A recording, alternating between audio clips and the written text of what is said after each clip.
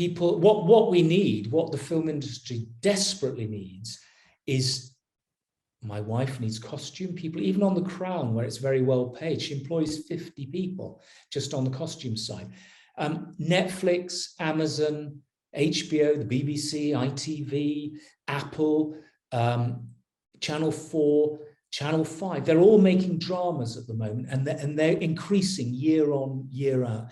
And it's extraordinary, but they don't have people with the technical skills. What they need are designers, costume, they need first and second assistant directors, which has nothing to do with directing. You need crew people, the camera people, the sound people. If that's what people should be going to do, going to film school, but they're all got their head in the clouds and they all believe I can be the next Guy Ritchie and I'll make a film and it'll make a fortune. I'll marry Madonna, I'll divorce her, I'll get a big settlement and I'll do Hollywood movies for the rest of my life.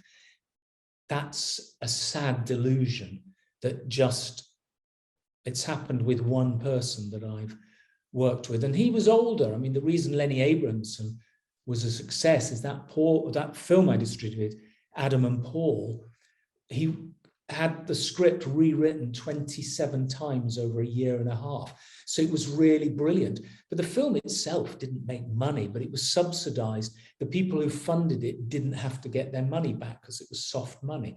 But it established him as one of the best directors in Ireland. And then later he would become one of the world's best directors. So it's a funny industry. It's, the film industry. I wished I was the first ever independent producer to work with the BBC exactly 40 years ago with a film of Virginia Woolf's To the Lighthouse. And it was nominated for a BAFTA. And it was with Kenneth Branagh and Michael Gough and Rosemary Harrison, some very good people, but it never got its money back. And it didn't cost that much to make. So, it's this endless cycle of you make something and then you've got to start all over again. When you manufacture baked beans, once you get those baked beans good, you never change the recipe. You just keep churning out the same baked beans. All you have to do is make sure that the ingredients to make those baked beans are the best you can get at the right price. And it doesn't happen with films. You make your baked beans, but then you finish it and they go out in the marketplace, but maybe they're not as good as Heinz, so they don't sell, it doesn't sell for very much. And then you start all over again. And suddenly you're manufacturing shredded wheat because your next film is totally different from your last film. And you can't apply formulas to it. You have to start all over again. And it's just, my latest film, unbelievably good reviews. The Guardian newspaper, the UK's #1 arbiter of good and bad films. Peter Bradshaw, the #1 film critic, gave it 5 out of 5. He rarely gives many films 5 out of 5. The Guardian put it as the 17th best film, 17 of 50 best films of 2021 in the UK. And by default, it was the #1 documentary of the year, according to The Guardian. And yet, I'm starting to start all over again, struggling to raise money despite those reviews. So, if I was, where I am now at 66, looking back over my career, when I started actually physically producing at 26, I was a successful actor. If I'd known 10% of what I know now, I would have stuck to acting. I would have put everything into my acting career.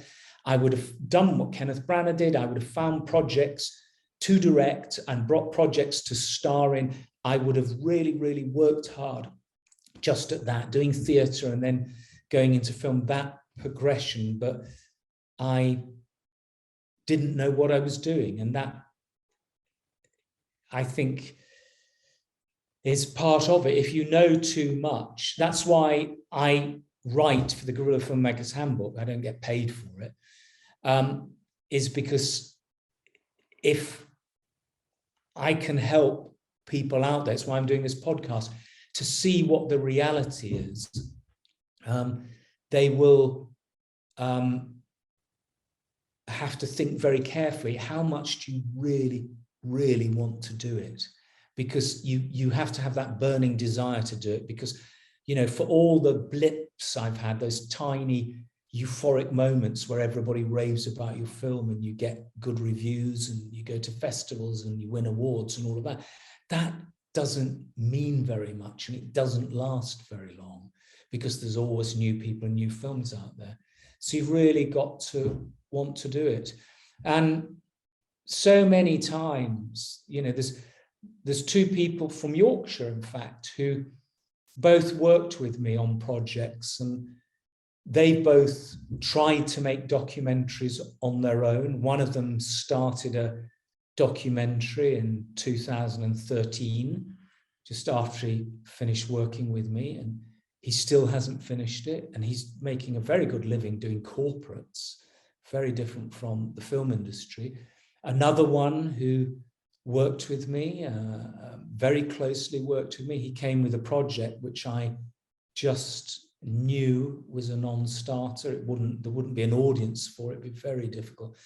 People think, no, I just make anything and people will want to watch it and people will want to buy it and all of that. And it's not the case. You know, it has to be so original and so different. And he again started making the documentary in, I think, 2015, and he's not finished it. And documentaries are very cheap to make compared with drama productions. So, and they were both had nothing to do with the film industry before they worked with me. One of them had done some shorts, but I don't call shorts actually the film industry.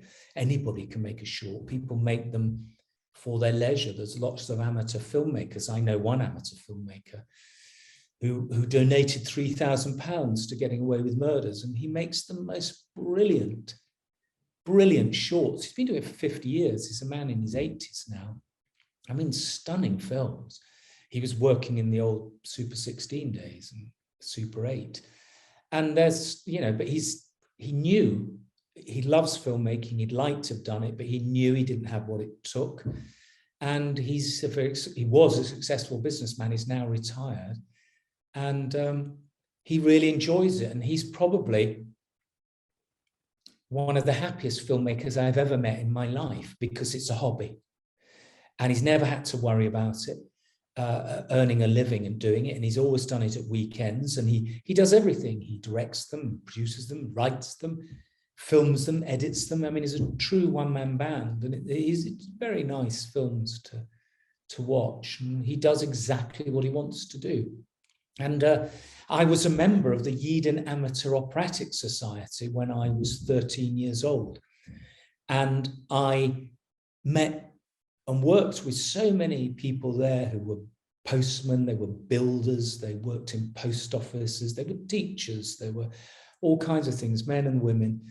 And a few of them were outstanding. And at the age of 14, I was discovered out of a great many boys and played the title role in The Winslow Boy in the West End with a once famous film star. And suddenly I was a professional. And I went back and asked one of those people at the Yeadon Amateur Operatic who I thought was better than some of the professional actors that I was working with. I said, why didn't you ever think of doing it professionally? And he said, David, I want a proper life. I want to have a wife. I want to settle down, have a house, have children. I want that. And I know that as an actor, he'd worked it all out. He wasn't that much older. He was probably early 20s. He'd worked it all out. And he had decided he loved acting. And he thought if he did it as an amateur, he would be happy. But if he did it as a professional, he would spend most of his life, as most actors, trying to get jobs. Most of your time is spent not acting. And people go on about very famous actors. And I remember my wife has worked quite a few times with Sarah Lancashire. And she did a talk at LAMDA which is one of the drama schools. And she said, how many of you here think I'm a star? And they all put up their hands. And they said, how many of you want to be like me? And they all put up their hands. How many of you think I work all the time? And they all put up their hands. And she said, okay, this year I've worked for just 11 weeks or something like that. She said last year it was something like 17 weeks and the year before. So this was before she did the wonderful Happy Valley. But Sarah was all, very successful, doing good stuff. And she said that because she is well known, that they would get her into things like Wuthering Heights, which Amy, my wife, had just done with her, which was all shot in Yorkshire with Tom Hardy as Heathcliff, and Charlotte Riley, who he met on that, who's now his wife and mother of two of his children, was on that. But Sarah said, on that, because she is who she is and she has a certain income level her agent gets her, I think she did all her filming in 1 week or maybe 2 weeks, because they couldn't afford, to have her over a long period of time. So they got all the filming days into as short a time as possible. So, and she's, I think, one of the best female actors in the country. And she's one of the lucky ones. She's one of the very few that was in Coronation Street that's gone on to have an ongoing career.